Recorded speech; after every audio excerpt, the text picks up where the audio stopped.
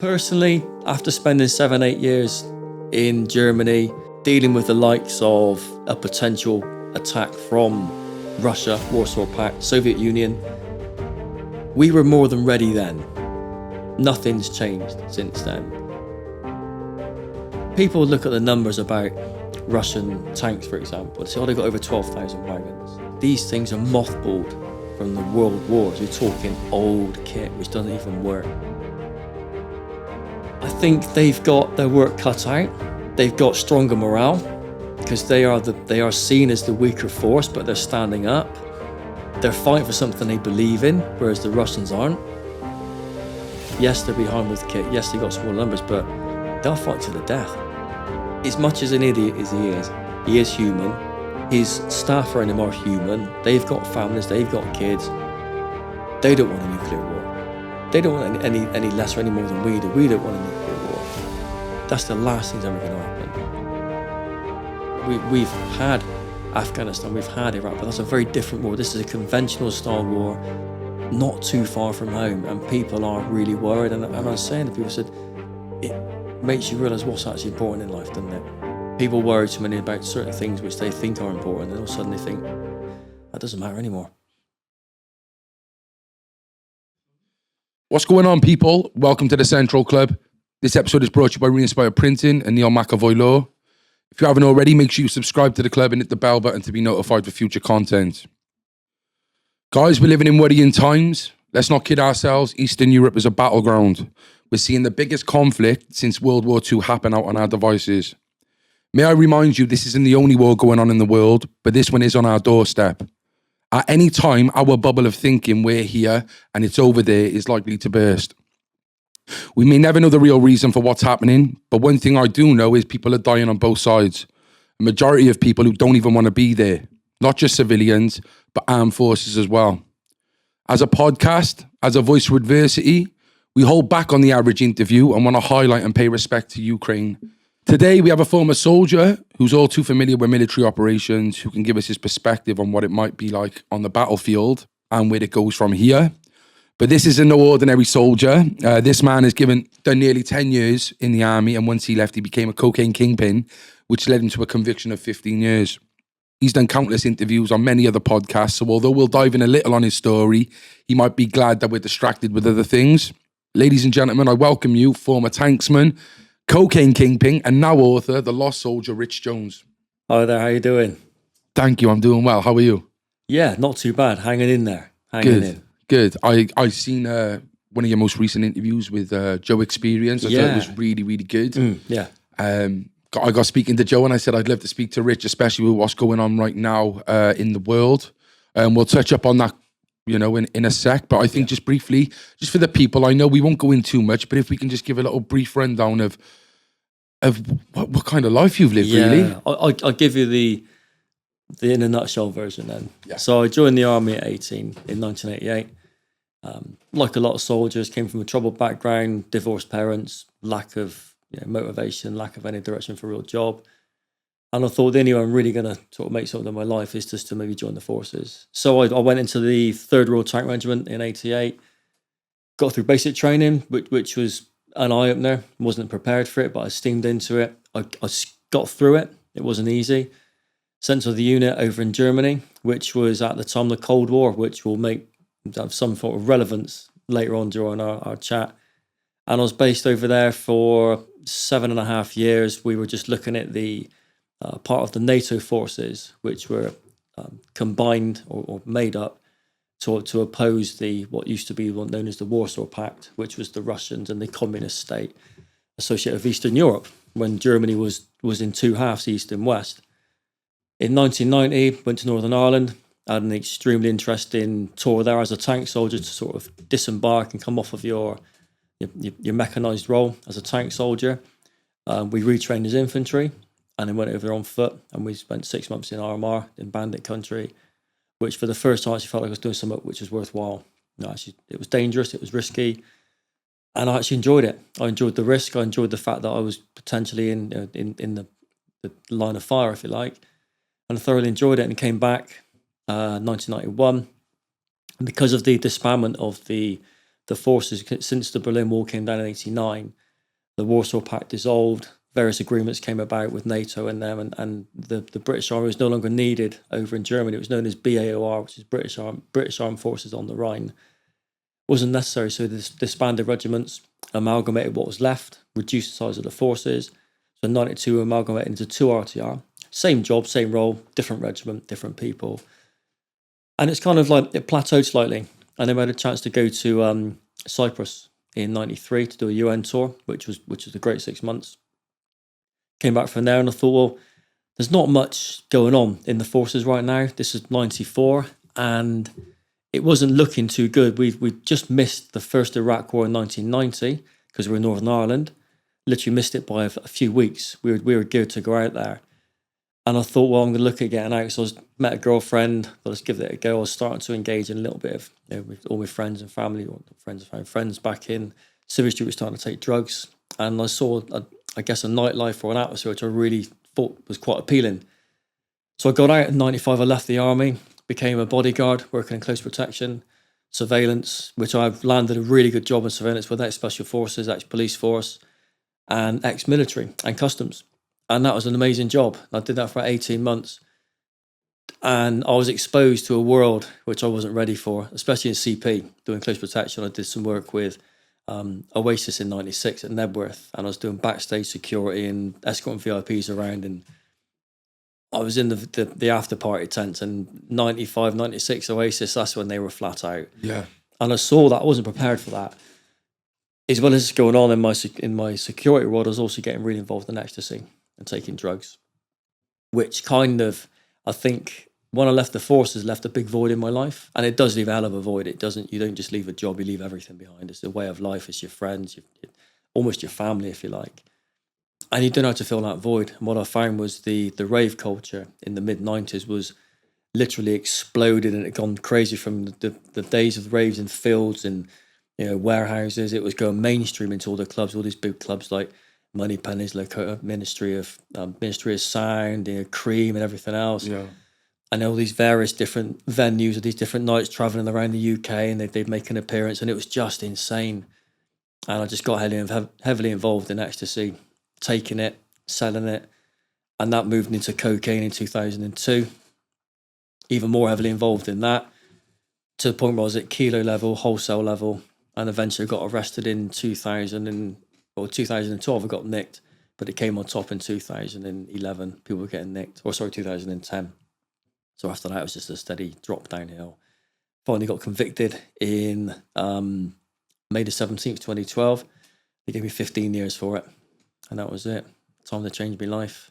Wow. When did you get out of prison? So I left prison July the 12th, 2019. So it's been just over 2.5 years now. Wow. So I got out of jail, locked up for 7.5 years. COVID comes along, locked up again for another 2 years. But it's been an interesting couple of years because it's given me a chance to focus on the book, focus on social media, focus on what I'm trying to do. A lot of my work when I got sent down was focusing on veteran support, which is where that's what drives me now. So while I was inside in HMP Oakwood in 2016, I wrote my own program, which is a course. And if anyone's been inside, they'll understand that you get an interventions team. They'll tell you what you need to do to make you better. It might be do a course on anger management, substance misuse. It could be a whole list of different things. I wrote a course based on veterans and our transition or lack of it. And that course is being delivered in Oakwood with the aim of, once I've been released, to go back and re-deliver that course as a contractor under my own funding. And that was due to happen in April 2020. So you wanted to go back into the prisons, did you say? Yeah. There's too many veterans end up in custody who shouldn't be there. Yeah, I was going to say, there's loads, and I don't think there's enough done for them in prison either. No, they're getting better now. A lot of, it depends where you are. HMP Park, over here, brilliant. They got a veterans wing. Oakwood, brilliant. The new prison, HMP 5 Wells, is going to be good. HMP Berwyn in North Wales, they've got a veterans wing. Most, or if private, maybe the private system are more likely to. Yeah, the private system works differently because they've got a different funding. They've got access to different pots of money, and they can actually facilitate things a lot easier than the public jails can. Public prisons, because of deployment, operational requirements and stuff, such like the staff can't always necessarily apply themselves to assist veterans. They might want to, but the job role gets in the way. Yeah. So a lot of veterans slip through the system. It's a shame, innit? Yeah, Massive it's not shame. good. It's not good. You know, and a lot of guys in veterans in jail, I'm not saying all of them, but a lot shouldn't be inside. Transition is such a big deal for us when we come out with the Army, Navy, Air Force. They focus so much on turning you into this part of this machine that they make, but they have a lack of focus on turning you back into civilian, because they can't. There's no way, because when you join up at a young age, it take you from a young lad, from 18, 25, whatever, your brain is developing so much quicker. You're absorbing so much at that young age. Anything you learn between that period of time becomes almost hardwired into your body. So people that learn to be in the forces, it's hardwired. You can't unlearn that stuff. You can't suddenly not be a soldier anymore, because when you get out, that's you. It's part of who you are. That's why we can't manage when we get out, because we just can't change. Do you find like a common theme of offences that people in the army are going into prison for, or is it just a wide range of everything? I originally used to think that it's going to be a common theme. It was going to be aggression, violence, associated with drinking. Usually, most of it now is focused around mental health. A lot of problems there. But the biggest problem we suffer with, and it isn't associated with an offence, is actually addressing our mentality. As veterans, we've got a certain mentality, a certain makeup of how we operate, how we think, and how we sort of conduct ourselves. We don't know how to do it properly in Civvy Street. It's like someone described us once as a hexagonal peg. We don't quite fit into a round hole. We don't quite fit into a square hole. But if you really try, we'll almost fit into either one. And that's where we are. So we don't quite be, we can't quite be civilian. It's difficult. Why do you think that is? Do you? I know it might be an ignorant way of looking, but do you think half of the time it's probably like, you know, with like World War I and II, probably the survival rate was quite low. So it was more like, well, some of these might not survive to worry about their afterlife sort of thing. And, you know, that's how I look at it in some sense, maybe. Yeah, it can be. And the problems come with certain veterans as well. It's not all. A lot of veterans come out and they're okay, depending on their personal circumstances.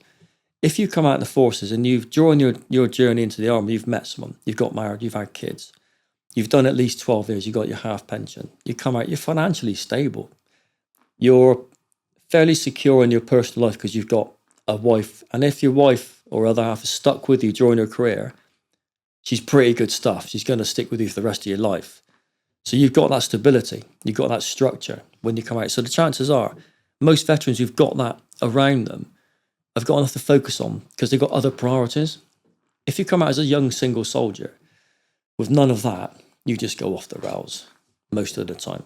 And it's just a matter of if there's anyone around you to sort of rein you back in again, because you just become a liability.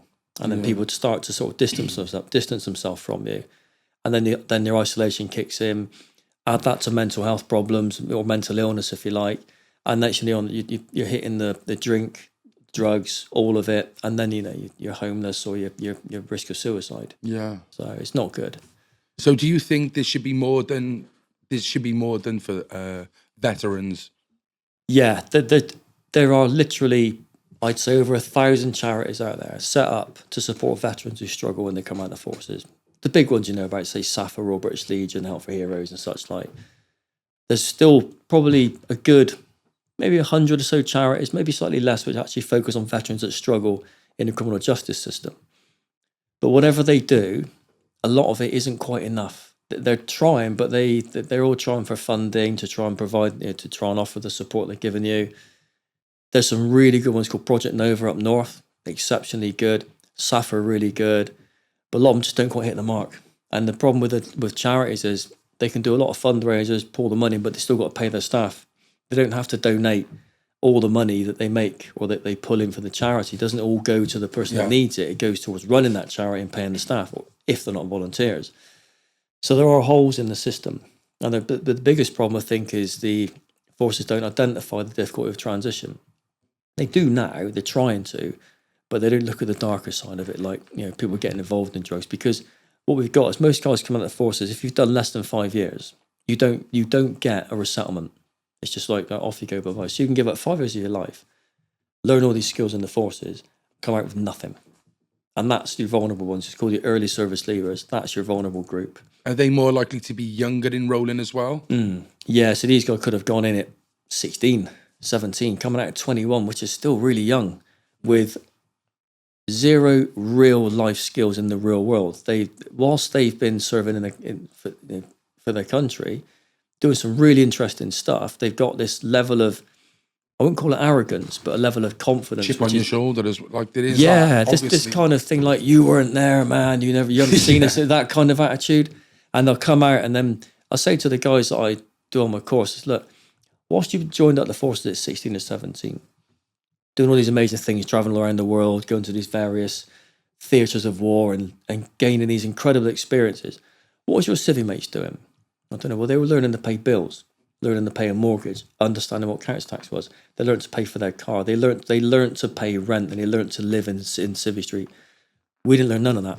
And a big, you could say a theme as well. A lot of people will go into the army because they struggle with school. Exactly. They struggle with learning. Yeah. And a lot of young soldiers that join up, they're not necessarily, how can I put it? They could be academically qualified to go a long way in the academic world, but they just don't apply it at that young age because they're not interested. Yeah. What I find a lot of soldiers, what you'll find is ones that go through their career, if they're slightly academic, when they come out, they do really, really well. Or they progress because they become thinking soldiers, and they aim going down the road of maybe special forces. And that's where they see the intellect coming in, the problem solving skills and such like. Most soldiers who've been into, say, SF, they're at degree level intelligence. Higher than that, these guys are superior intellect. They're very, very clever people. And that's what you see. It's like almost like a lot of veterans just seem to waste that part of them. They don't need to use it, so they don't switch it on. They just apply that mentality in a different way. So, your mental health, have you ever had any, well, you must have had some sort of problems when you come out, because you ended up going to become a cocaine kingpin. Yeah. So they say. So what was your mental health like coming out of the army? On the face of it, I thought it was okay. But what I wasn't ready for was the pressure of the transition out of the forces. And I think I can't have been right. If I'm having to turn to drugs to accept my life and become a civilian, there's got to be something wrong, hasn't there? There's got to be something not quite right.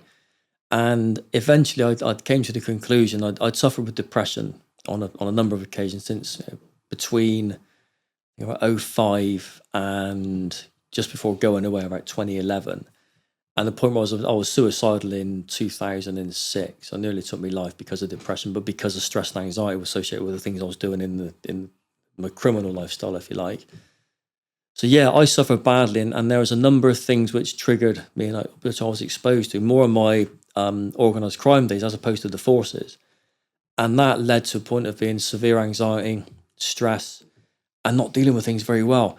And what I mean by that is if you've lived 30 years of your life in environments which are hostile, forces, close protection, organised crime, prison, you're always half cocked. From 18 years old, I've always been ready for someone to try and kill me, kidnap me, rob me, or my family. Yeah. And you can't ever switch off. It becomes hypervigilance, which then becomes problematic, because then everywhere you see a threat. I'm glad I'm facing the door. That's how it is. So that's something which can begin to then dictate your mentality and how you operate and how you function. And that is problematic, because then if everything you see is a potential threat, you react to a potential threat which isn't even there. So I had something called EMDR in June 2020 from a charity called the Bridge Charity. And can you explain what that is? Yes, EMDR is for mental health. It helps to deal with PTSD. So EMDR means eye movement desensitization, reprogramming, or reprocessing, almost like hypnosis. And what it does, it helps you to focus on a traumatic event or events, and it rewires your brain by looking at some lights which will literally flash left to right. And it's a very evasive treatment, but it works on the majority of people, and it works quickly. So literally, I was suffering with severe stress and anxiety, because when I came out of prison, I've been so used to dealing with things, and I hit social media and I was just going on things, and I would have someone leave a negative comment, and I've gone straight to DEFCON 5 thinking, right, who is this guy? And I'm immediately thinking, right, where is it? I'm digging through his profiles, everything, mate. I'm thinking, right, where is he? And I'm thinking, right, is he got a problem with me? Why is he saying this? it's unrealistic. I was honestly thought any negative comment, any troll, I thought was a legitimate threat. I actually felt like You must be terminated. it almost got to that. Literally. I think, right, let's get the van. I was really thinking, this is crazy. I can't keep living this way. This is the real world, and I'm treating these people who are trolling me as if they're a legitimate enemy. This 8-year-old kid. 8-year-old kid sat in his mum's bedroom, and I'm thinking I'm about to kidnap him. So I thought, I can't live like this. This isn't right. Yeah. Not for my head, and not for some unsuspecting soul that really says the wrong thing. So I got treatment for it. And I sat down, had this EMDR 40-minute session. And since then, I've never felt stress or anxiety since. Yeah. Literally that minute when we finished it was all emotions were when changed. you hear like the stories of like in the in the 50s, 60s, the experiments of MK Ultra and stuff like that, it makes you think it is really effective and works. If stuff like that works, It works, mate. In the way I can describe it is when you're looking at these lights, you're told to repeat over in your mind this traumatic event. Mine, it was a particular phone call I deal with. There was going to be, I won't say much, but something was going to happen which I wasn't very happy about. So I had to just try and pinpoint the earliest point of trauma, which I could think of, and I thought it had to be in this phone call. So I had to keep saying it over and over in my mind, the words in the phone call, which were pretty much burnt into my mind. And as I was looking at these lights, repeating these words, I began to forget what the words were. And I thought, what was that conversation again? And then I thought, and he said, how do you feel? I thought, I feel all right. He said, how do you feel when you think about that event? I said, I can't remember it. And I can remember it, but I can't remember the emotion attached to that event. So it's no longer traumatic. It had been basically your brain had taken it out and it had put it in the right place. It had filed it in the right place. Because if it's in the wrong side of your brain, it's a condition. It's traumatic. Yeah. It's a disorder. If it's in the right place of your brain, it's stored. It's boxed off. It's filed away happily, and that's what it did. So unreal. Interesting. Absolutely unreal. That's interesting. Yeah, look it up. EMDR. Anyone who's suffering, EMDR. Anyone suffering with any sort of PTSD, it works with any kind of trauma, even if you've got. Is there like a success rate to this, or is this like It's got to be high. I mean, everyone. I would say 90%, 90% success rate. It has to be that high because any veterans I spoke to have said, yeah, this worked for them. Yeah, and I can imagine if it didn't work the first time, just keep going till it works. I suppose. Yeah, I mean, the NHS would say do something like X amount of sessions, and they try and say that the rate used to be something daft like $7,000 for these maybe 10 sessions. We did it for free. One session wasn't necessary. I'm not saying that that's not the same for everyone. For the free. Yeah, I was the first one. Could have gone tits up. Yeah, so that's interesting as well, because what I'd like to say to you is like you said, you've always lived your life on the edge. Yeah. From the army, from selling drugs and being a bodyguard, prison. What has made you nip it in the bud now? What keeps you sane right now and happy and content in your life? I think the simplicity of life after when you've been inside and you've lost everything. I mean, proceeds of crime take all the assets. You've got no pot of gold outside. You've got nothing left, and you focus on a brand new start. It's an opportunity to make something new of your life. And when you've got nothing left and you're sat in a cell and you've got literally nothing, the simplest things mean a lot more to you. And there's things like your friends, your family, people that you love, just going for a walk, just to breathe fresh air, to see the sea, things you don't see for a long time. That's what makes a difference. And I think that's what drives me, just enjoying the simplest things. I walk into a coffee shop and I'm the only one smiling because I'm happy to be in there. Coffee tastes like crap, but I'm happy to be in there. I'm just glad I've got the chance to look around and smell the smells, hear the noise, hear the sound of the till, the people talking. In prison, it's very sterile, but it echoes. It's different, isn't it? It's a concrete environment. Did you spend all your time in Oakwood, or? Well, I spent 2 years in Loudon Grange. So I got Cat B'd initially, worked to Loudon Grange up in Nottingham for 2.5 years. That was with Serco. And it was an eye-opener to go from a place like Bristol, local remand, not the best. Yeah, Bristol's not, it's not great. Bad, isn't it? Yeah. I mean, I was on a good wing, but that was still bad. Okay. And then to go to Loudon Grange in 2012, you just think, wow, this is privately run by Serco. You're walking in and the staff are dressed in Serco uniforms as opposed to black and white. So you're different kind of ties and they call you by your first name. You call them by their first name. This is really very pleasant, isn't it? So, and the cells are all single cells. Then we had Sky TV, we had digital TV, a phone in your cell. Rather than a wing phone, it's just like, wow. Different, innit? yeah, if I can do this, I can do this. And then I went to Oakwood because it's the same model, same setup. Although it's done by G4S, I thought I'm going to go to Oakwood now because it's the same as, I mean, I live in Bristol, but I'd rather be, what people don't realise, when you go to jail, people say, I want to be closer to home, but you're only close to home geographically. You're not actually at home. It's exactly the same, isn't it? You're still inside a prison cell and you're only going to see your family once a fortnight. So why would you be in a crappy prison for all that time and just for the sake of one visit for 1 hour or 2 hours? Whereas I spoke to my wife at the time, so like, I'm going to go Oakwood, Wolverhampton. It's an hour and a half away from you, but it's a decent jail. She said, yeah. I understand with some people who probably got a missus or their mum and dad who don't drive, if they get shipped to, the border of Scotland, it's a bit hard. I get that, like, but yeah, you're actually quite right there in what you're saying. Yeah. You could be anywhere in the world. You're locked in a cell. You could be anywhere in the world. Your house could be 20 feet away. It wouldn't matter. And that's what it's like in these local jails. I've actually seen people say, "There's my house there," and they're pointing to Adam's down, but it's so far away. It's just, what can you do? Like, I was in Bristol up on the threes on B Wing, and I could look out over the wall at night, and I could see the lights of Bristol City Centre. Thinking, "Wow, so close." The best thing was went back for a pocket in January 2013. It snowed, and I was looking on the rooftops, like seeing which ones didn't have any snow on them.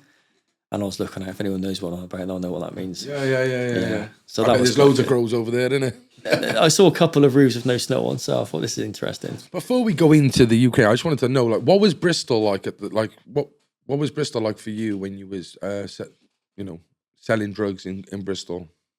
It was good. I mean, I because I got caught up in the rave scene, it just made I love Bristol because Bristol's massive for rave, for drum and bass and so all much sorts going of on. music. Yeah, but when I used to come on leave, and this is another thing about people don't realise about being a veteran is, I was based in Germany, so when I used to come on leave, I'd go back home to Bristol to see my family and friends. You're technically going on holiday because you're having 2 weeks off on holiday. So I associated Bristol with being on holiday. So that mentality became a part of, well, when I go home to Bristol, it means I've got a party, doesn't it? Because that's what it means, because I'm having time off. So that never changed. So for me, it was always about fun and enjoying myself. And that never changed until I've come out of prison. So you was in the prison. Yeah, until I came out for, right, it's no longer, it's over now. I've got to be sensible. I've got to wake up. But I loved it. It was just so many fond memories of, although they're quite fluffy, and I can't really remember a lot of them, but it was a blur. It was a good 3 years of hitting the clubs 3 nights a week. From 95 to 98, it was solid.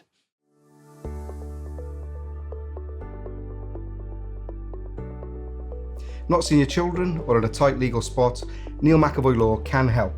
We don't give legal advice, but we know good people who do. So if you want somebody on your side, giving it 100%, get in touch.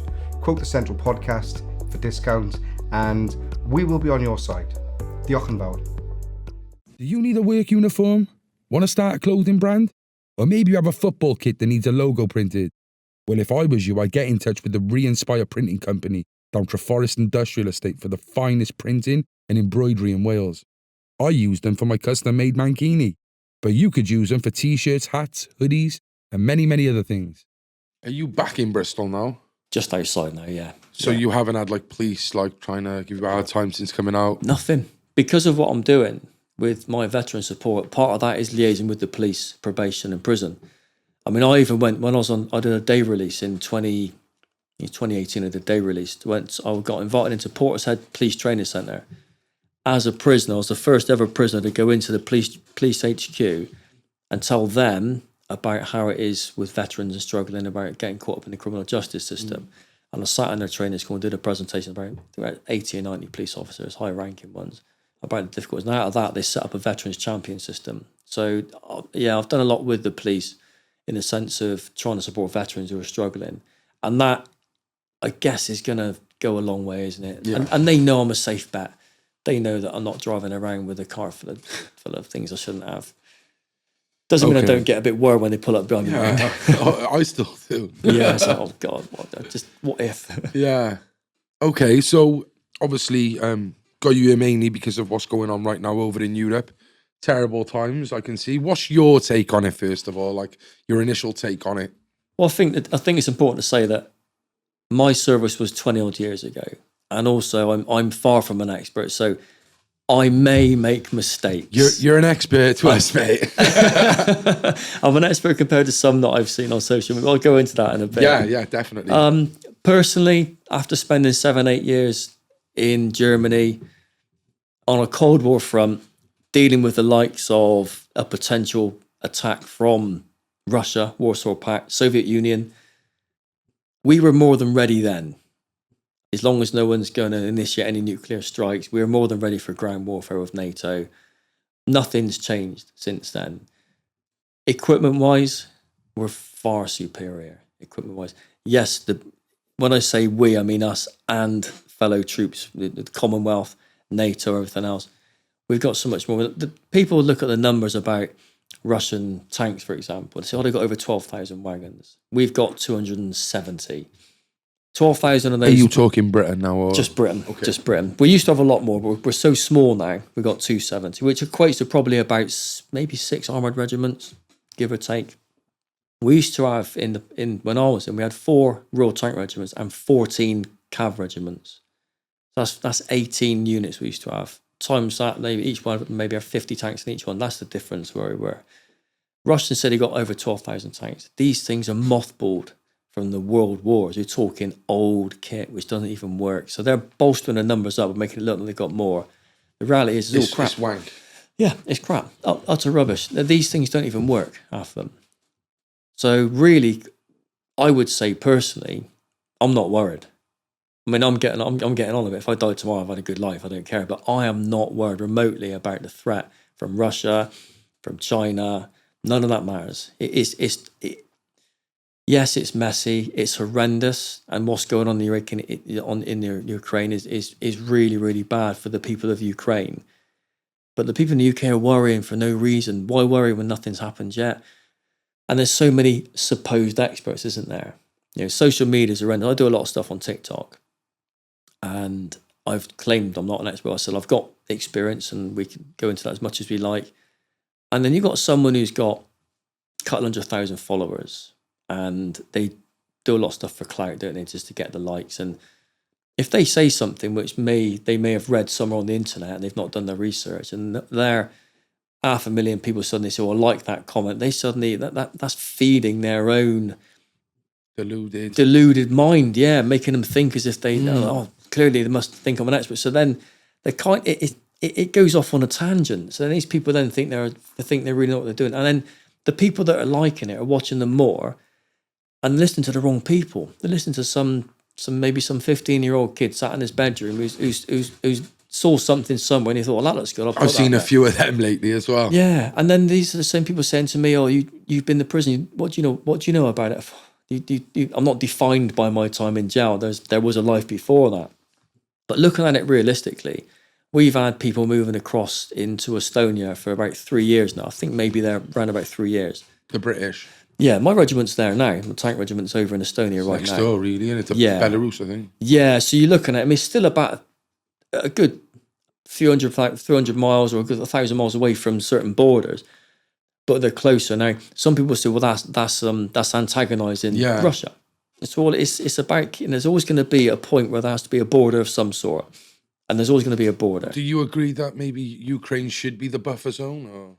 Well, this is it. You say buffer zone now. It's a good point because I've worked in a buffer zone in Cyprus, and between the northern Cypriots and the southern Cypriots, with the Greeks and the Turkish.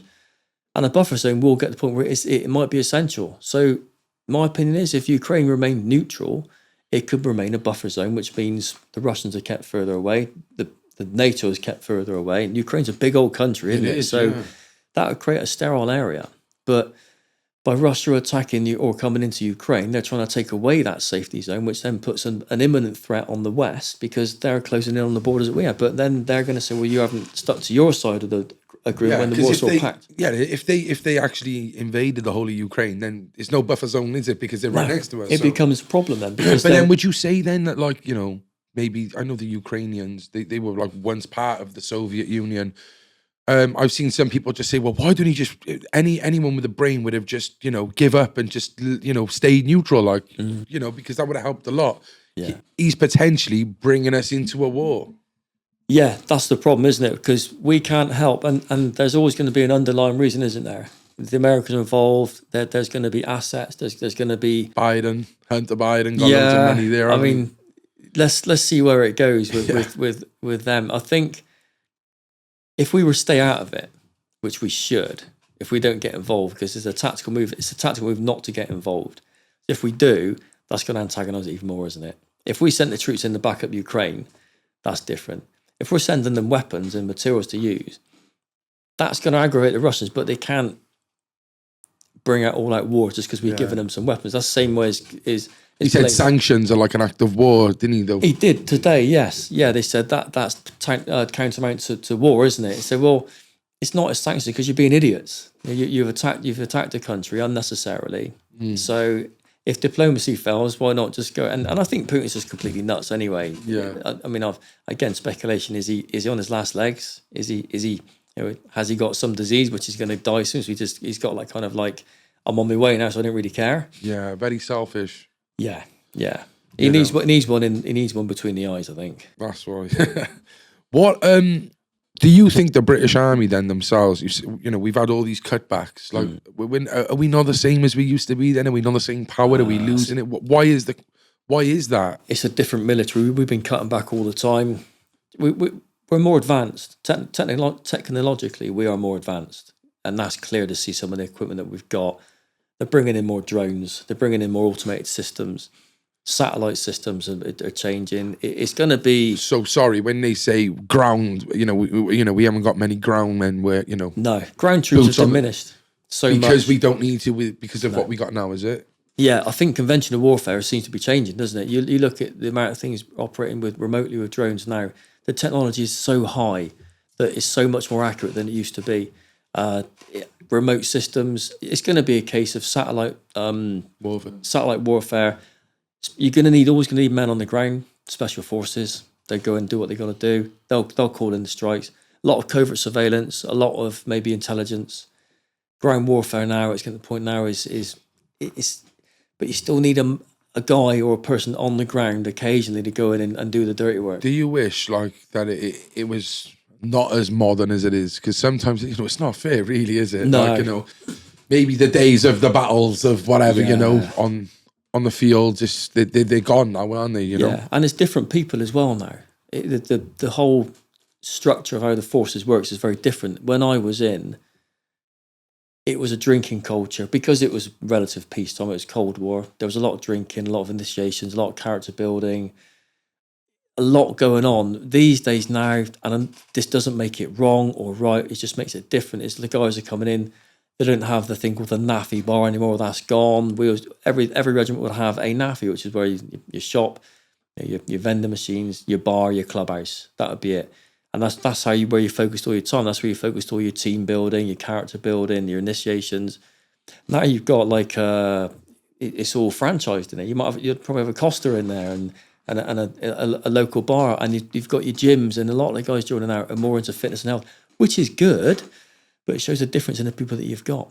Yeah. I'm not saying that we were better because we weren't. We were so unhealthy, and but that's the nature of the era that we lived in. Have you ever wished you was in this era of the army just to see what it's like, or would you never change your time? I would love to go back and ride shotgun with guys going through basic training and seeing how basic training is in Harrogate or Catterick to compare it how it was for me when I was there. When I was there in the 80s, it was okay to be not politically correct. It was okay to call you certain things. It's okay to give you a slap if you were slow. It's okay to kick you while you're on the floor because that's designed. They need to know it's part of war. When you go there, that's what's going to be like. Yeah, you're not going to. You can't put up a red card and say, "I don't want to do this, Sarge." You can't do that. They had a system where if the DS staff are on the cases too much, they're going to take a time out. Yeah. Well, sorry, if you're being shot at, you don't get a time out. You can't put this card up and say to the guy shooting at you, "I don't want to do it now."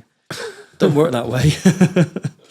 So can you tell us, from perspective as well, what kind of what was probably, before I do, what was the most intense type of times or intense places you've been when you was in the army? I'd say two different ways. One is the NAFI bar, which is always pretty intense. Really? Yeah, it was just horrible. I wasn't really a big drinker, but you had to go in there, and then you are just literally force fed when you join up, basic training is tough. When you get to unit, that's tougher. You've got to prove yourself to the lads. You've got to make sure that they want to know you can hack it. They want to know that you're part of the team, and they just put you through all sorts of things. You know? And it's usually drinking games or drinking initiations, and bullying is rife. A lot of bullying goes on. Yeah, and to the point where there were a lot of points not so many years ago in deep cut barracks where bullying was a big issue with recruits taking their own lives. Yeah, I remember that. You know, and that I think that shone a light on the problems that were faced up to that point. That was like a sort of catalyst to say, look, it goes on. People aren't happy. Unforced people losing their lives because of this. You know, so that sort of thing that we were experiencing. But we would just, you know, when we came out from Northern Ireland in '90, which that for me was like the pinnacle of my career, was doing something real for a change. Actually being under threat, actually being at the point where, you know, this is it, I could get killed any day. And you never felt more alive, because you think, well, if I'm going to die, you live, you know you're alive, and that's it kind of drives you a little bit. It drove me anyway. We came back from there, and it's like this drop because we've missed the Gulf War. You actually sounded earlier like you was gutted you missed the Gulf War. We were devastated, mate. We came back from Ireland in January '90. We got rushed back in Germany, rushed back to Bovington and Lulworth in the UK to retrain on the tanks. We hadn't touched the tank in over a year. Retrain on the gunnery systems, because you've got to be at least competent to go out to the Gulf. Retrain. We literally got on the flight to fly back from Lulworth to Germany. So, oh, don't rush, lads. It's over. It's done. You're not needed anymore. It's like, oh, come on, man. That was devastating. Our tanks were over there waiting for us. They'd been sent out there back in like December the previous year. Yeah. Gutted. Well, you're old now, aren't you? But like, obviously, cheers, mate. No, but like, you know, obviously, sorry. I've been called worse, mate. No, yeah. You know, if things didn't. Well, first of all, let me say this. You're hearing now British people going, and the governments are saying, go over, fight for Ukraine. Do you think this is all a publicity stunt? Because I've seen the one guy did you see the one he's on all over social media, the big guy who went to the embassy. He's definitely an actor. Yeah. He's an actor. Yeah. Like, would you go? If I was single, no kids, no commitments, and recent out of the army, I would consider it. Yeah. And the reason being, would it be just for something to do, for that fear factor again, not for the cause, because we don't know what we're fighting for, really. Pure adrenaline. A lot of soldiers don't think about the cause. I get a lot of grief on social media from different parts of the world saying, you shouldn't have been in there, you shouldn't have been there doing this, and you shouldn't have been in this particular country. What about? And I think, well, I'm not there to think about the politics. I'm there to do a job. It's nothing personal. I'm there to carry out a role, and we don't think about the reasons why we're somewhere. There's a phrase that we use, is mine is not to reason why, but mine is just to do or die. In other words, I do as I'm told, don't ask questions. Simple as that. Because if we start thinking about the politics of why we were there, we might start second guessing why we're there. And if we start second guessing, it means the guy stood, if I'm doing a job and the guy next to me is second guessing why he's there, I mean, it comes on top, we get opened up on, or something goes wrong, can I still rely on him? Can I still trust him? He's got my back. So we don't think about it. Yeah. And that's the truth. Most soldiers go over there because they're not thinking as much about freeing certain people. They're thinking, I'm going to go over now, I'm going to get a fix. Going to get a fix now, this is it. Obviously in Kiev right now, they've got, obviously the Russians, by the time this goes out, they might be at the developments, I don't know. But obviously they're encircling the city now. What's the daily routines, you think, then, for a tanksman now? So our guys, and how would you feel being a Russian tanksman? If I was Russian, I think we know they're not happy. We've seen so many different reports that a lot of them were just duped into being there. They were just told they were going on some sort of exercise. And so we suddenly told, right, we're going over. A lot of them are young. A lot of them are underqualified. They're not trained that well. We think that it's quite possible that they're just the initial cannon fodder, just to probe the defences. I think if there's going to be another attack, it'll be a lot stronger, a lot more powerful. If it's like a second wave, maybe that's likely, and that'll be better kit. So they maybe say, look, let's send all the old stuff. Let's send the young, inexperienced. It looks like it's shit kit, don't it? Like I'm seeing like the RPGs obliterating these tanks and stuff. Yeah, it's old stuff. I mean, I've not seen a great deal of it because I'm just trying to sort of pick up what I can, not on social media. This is stuff they made probably in the Cold War and stuff. It's probably stuff which is 50 years old, at least 50 years old, maybe. So they're going to, I reckon they're probing them, see what it's going to be like and see how they go on. End of the day, Russia, if they say, well, if we can win this invasion on the rubbish stuff, we save the good stuff in case we need it. Why send in your top man? So I don't know, but from a British perspective, I know that the guys be sat there, they'll be just going through the daily routines. In my regiment, they'll be out there, they'll just be annoyed that they might be cold. They might be just prepping the wagons, servicing. They'll be bombing them up, which is getting all the. If they are getting ready, there will be an element of a state of what are they going to be on 48 hours notice to move, 24, 30, and this increases as you go through. So when I was there, you would have various states. Once you go onto operational duties, you'd be given notice to move. It'd be usually like an hour, 30 minutes, 15 minutes, 5 minutes, 1 minute. And if you're on 30, you can have cam nets up, chill out, take your boots off, make a bit of food, even get a little bit drunk if you want to. 15 minutes, start putting things away. You've got to be able to get in that wagon and go within that given time. When you're down to 5 minutes notice to move, or 1 minute, you're sat in your seats with the engine running with everything prepped up. So if those guys ever go to 1 minute notice to move, then they know that they're going to be going somewhere. But that's a long way off. What so how strong are our tanks? Like, how good are our tanks? Oh, they're the best. I would say that, but they are the best in the world. Really? Yeah. When we had Challenger 1, which is what I was on, over in the first Iraq War, the rival tanks we had against us was, or our allies we had, was the Americans M1 Abrams, great bit of kit. The Germans Leopard 2, really fast. German Leopard 2 armor was crap, fast. This thing would do like 90 kilometers an hour. It was a quick bit of kit. The Abrams looked great, but it's a gas turbine engine, which when they went to the Gulf, they just didn't work because of the dust. It kept conking out. Charlie 1, Rolls-Royce V12 diesel engine, it just kept on going. Charlie armour is the best armour in the world. It's Chobham. It's you just can't get through it. I'm not saying the top of the turret's not weak, but some of the anti-tank stuff you got now goes straight for the top anyway. But tank on tank, Challenger, nothing can touch it. Nothing can touch it. You got thermal observation. So these, when you see on the police camera stop when you got the police helicopter with thermal. Yeah. We had that stuff 25 years ago on the tanks, and it's that good. You can literally see through anything. I was in the field and we were doing this exercise called FTX. So you can see how many people are in a tank, is it? You can't see through the tank. It picks up thermal, but you can see bodies, see people, you see infantry, you see the thermal signature from the say exhausts, the heat on the wheels. So we do a thing called AFV recognition, which means you recognise the enemy's vehicle. And we would have to learn the gaps between the wheels on the tanks or where the exhaust parts are to know whether that's enemy or friendly. So when you're looking through thermal, you look at the thermal signature, you think, right, okay, that's got 2 exhausts on the side. It's got the wheels, because the wheels generate heat, so there's heat on those wheels. I can see a gap between the first 2. That means it's a Russian such and such. So how did those Russian tanks the other day, didn't they kill like 9 people each? They went for, it was a Russian tank battle the other day. Oh, was it? Yeah. Yeah. I think it was like a couple of days ago, and I think 9 Russian, either 9 Russian tanks or 9 Russian people died where they were fighting each other. How'd you get that mistaken? Is that because they haven't got that technology where it's so old? I haven't got the training, the identification. Some people panic, and what people need to realise is when you sat in the gunner seat in the tank, and I was a gunner, when you sat in that seat, you got a number of sights. You got your thermal, as I said, which is a little screen to your right hand side. So you like that looking through your window.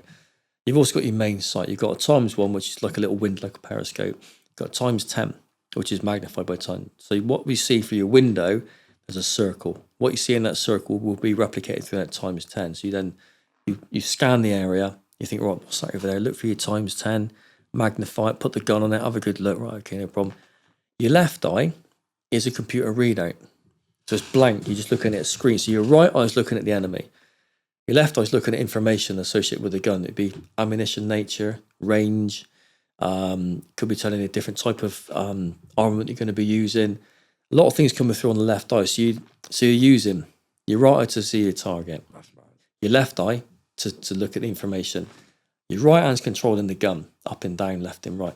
Your left hand's got the trigger with the ammunition selector, armament, so is it machine gun, coax, is it main armament, as well as your laser rangefinder and your auto lay, which inputs information. Your right ear listen to your crew. Your lefty, let's do a squadron there. Through both ears, you've got something else coming on. Multitasking. And your feet are busy as well if you need be. If that all goes down, use your feet to shoot the machine gun with and to do. So you imagine you then moving the tank is then moving cross country. You're doing all this. Are you driving the tank as well, or is someone else doing it? You're driving the tank. So you imagine you're going forward. My gun's right. So I'm doing all this with my hands and I'm looking, I've got a target. You then sort of lay in on it. You've got it locked in. So then as you locked on, the gun will stay fixed. So let's say the driver hangs a left. So all of a sudden you're moving forward. Now all of a sudden you're facing right and the tank's going that way. So motion-wise, you're now going sideways. And then the gun stays fixed on the target. So what the driver's doing something independent, reading the ground, you're reading the enemy. That's why you see it when it twists and stuff. Yeah. So then the commander says, right, can you see it? Think, yeah. So you've got to hope you got the right target. And that's what it's identifying it through rain, fog, smoke, dust if it's dry, middle of the night, thermal signatures, all that sort of thing. You then get told to fire. You've got to hope that you've identified that wagon correctly. And that's with all the kit that we've got. So you imagine an old Russian tank with none of that, just like, yeah, that'll do. Just shoot. It's no surprise when you get a bit of friendly fire. If you were in charge of the Ukrainian soldiers, what would you do? Good question. They're not doing nothing wrong, are they? I say keep going as you are. Keep going, lads. You're doing well. Yeah. I think they've got their work cut out. They've got stronger morale because they are seen as the weaker force, but they're standing up. They're fighting for something they believe in, whereas the Russians aren't.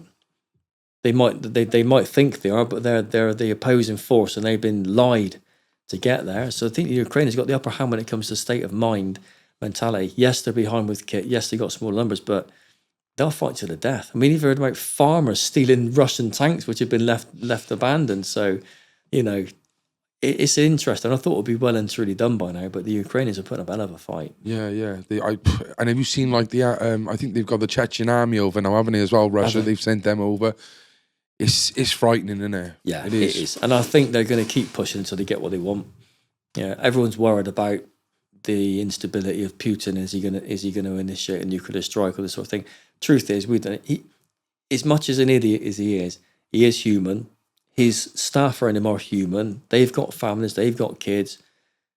They don't want a nuclear war. They don't want any less or any more than we do. We don't want a nuclear war. That's the last thing that's ever going to happen. And if he gets to the point where he says, I want to do it, I can see him just overthrowing him and just getting rid of him because... Well, you'd have to, wouldn't you? Yeah. You couldn't sit there. I think you've seen it, the one where he's talking about it, and his right hand man just like looking at him like... Yeah, it's like if they could move, if they could start edging away from him, they would do. Yeah, I honestly think that they're just going to overthrow him. If he gets a table like this as well, haven't he? We've seen the long table where he sits 30 meters away from people. Yeah. He's probably paranoid now, isn't he? Yeah, someone will put one in him. It's just going to happen, I think. Someone will put one in him. It's the only logical way to get rid of it. Have you heard of what's going on now as well? It's funny. I don't know if you're ever into any conspiracies or anything, but I'd like to hear your take on it anyway. But Werner von Braun, or Werner von Braun, not Brown, he was the Nazi, the rocket scientist, and he said that if war didn't work and terrorism didn't work, the one thing to get a one world government or a one world order would be a fake alien invasion. And when obviously COVID came in, which was a big fear, it was real, but it was like everyone was petrified of that. Then the media kicked in, and now obviously we've got this nuclear war. As soon as they said, we're going to lift restrictions, this came in. And I was saying the other day to my missus, because we watches some mad stuff. And one of the conspiracies is obviously a fake alien invasion. And I said, it's funny, isn't it? They're talking about nuclear war. And I said, watch now, this is when the aliens will come in and intervene, yeah? On TikTok, 2 days ago or yesterday, I'll get it up. I'll put it up on the screen, right? I'll find it for you, right? Ukrainians were saved by a UFO that took out... I saw it. You saw it? And he's on a news report, isn't he? Saying that this UFO in the sky with some bolts of lightning came down and just destroyed all the tanks. I thought, okay. It's fucking mad, isn't it? I'd like to see the UFO. Yeah. It's funny though, isn't it? I wouldn't rule anything out. But I'd like to. I'm the sort of person, I need to see something from my own eyes to know that if it's true, because then I can believe what I've seen. I mean, you could say you'd seen something, and I believe that you saw it. I believe that you believe you're telling me the truth, but I'd need to see it for myself to believe me. You know, I'd have to be convinced. Same with anything for me. I've got to see it for myself to be convinced. Yeah, definitely. So do you see this? Do you see mirrors like with the Cold War of what it was like in the 60s and stuff now happening? Yeah, do you know? It's almost like if, let's say, this settles down in one way or the other, I can see it becoming almost another Cold War front, because we've now had that instability again in East and West. It's happened again, hasn't it? You know, Russia is showed a force. It's been aggressive, and as NATO, we can't be seen to do nothing. We have to start. Like, sanctions are coming in. He's not going to like it. It's going to be a long time before this really goes away. It's going to be a lot of negotiations, a lot of talking, a lot of deals, a lot of sanctions, and putting things in place just to get some sort of level of peace again. But it's put things in perspective. Everyone that's in the last 5-10 years has never seen anything like this. We've had Afghanistan, we've had Iraq, but that's a very different war. This is a conventional style war, not too far from home, and people are really worried. And I was saying to people, said, it makes you realise what's actually important in life, doesn't it? People worry too many about certain things which they think are important, and all of a sudden they think that doesn't matter anymore. Well, as much as it's doing my head in with like the media bombardment of all this, my TikTok feed was literally everything Ukraine. And then I think the Island Boys come up on the one. Oh, God. And it made me think, like, are these fucking guys, like, how is this? Like, this is happening. And how are you still making this video? Do you know what I mean? And it's exactly, like, we are in a bubble massively. And it's, you know. Well, you see something like that, and there's just something special on it, but they're so odd. And you think, how are these guys still doing what they're doing? There's so much going on in the world right now. It suddenly becomes less relevant. Week or so ago, I'd have thought, what are they up to now then? I might have entertained it. Yeah. But now it's like, off you go, lads. Let's see what's important. And now, all of a sudden, all these creators which have been doing dancing and all these things, they're not relevant anymore. No one's interested. Someone put a post up the other day and they said, talking about the British going to war, and they were like, it was like the Russians are 18 to 24-year-olds who fight bears on a regular basis. But then you've got Richard from Bury, not Rich Jones. You've got Richard from Bury, who's fucking a TikToker who raps about fucking what. And it's just like, the difference is there. Yeah. But we've all been guilty of it in a way, haven't we? You know, because we're all, you know, it's just. It's Western culture. Western culture. It's gone in a certain direction. And Russian culture has remained the same. Yeah. So, and it's down to, I guess, the way things are, isn't it? You know, your upbringing, your environment. It's harsh over there, but we do see a lot of things which the Russians are going to portray a certain image.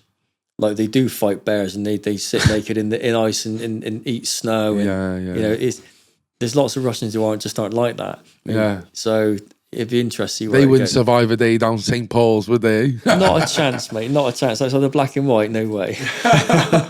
What? How does this play out? Do you think, Rich? It's going to take a long time. I think there's just going to keep. We're going to keep. From an English perspective, we're going to stay where we are. We're going to keep our forces where they are. We're not going to. We can't be seen as being aggressive. I just can't see us doing anything aggressive. Not to antagonise it. The Russians will keep pushing. I think they'll eventually get into Ukraine. I really do.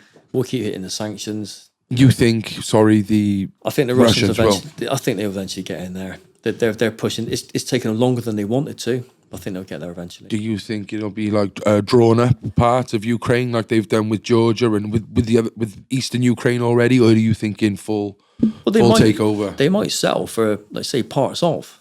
Yeah, they might get to the point where they hit a thing where they just no longer push forward. But Putin being Putin, you never know, do you?